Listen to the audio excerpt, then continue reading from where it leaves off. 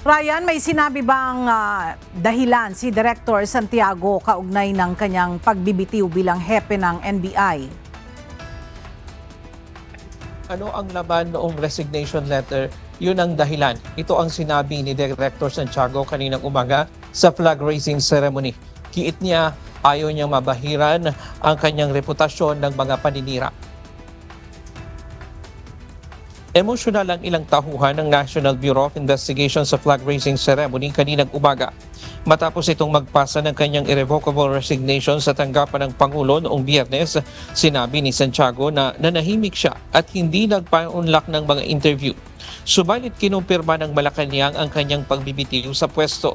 Aniya, marami ang nalungkot sa kanyang pag-alis sa NBI, ngunit inamin din ito na may ilan ang nagbunyi. Mariin din itong itinanggi ang mga ibinabato na akusasyon sa kanya, gaya ng umano'y pagtanggap ng mga suhol. Dagdag pa niya, maraming irregularidad ang nangyari sa ilang operasyon na hindi na niya isinapubliko.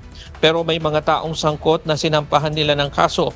Gayunmay, walang nangyari sa mga investigasyon. Nilinaw din ni Santiago na hindi dahil sa pagkadismaya sa administrasyon ang kanyang pag-alis. Anya, hanggat walang napipili ang Pangulo na kapalit niya, mananatili siya sa pwesto bilang paggalang sa tiwala ng Pangulo. Plano naman ng dating hukom at ngayon ay NBI Director na magbalik sa pribadong buhay at mag-focus sa pagpa-farming sa kanyang pag-alis sa ahensya. At yan muna ang latest mula dito sa Pasay City. Balik sa iyo, Ella. Maraming salamat, Ryan Lacanlale.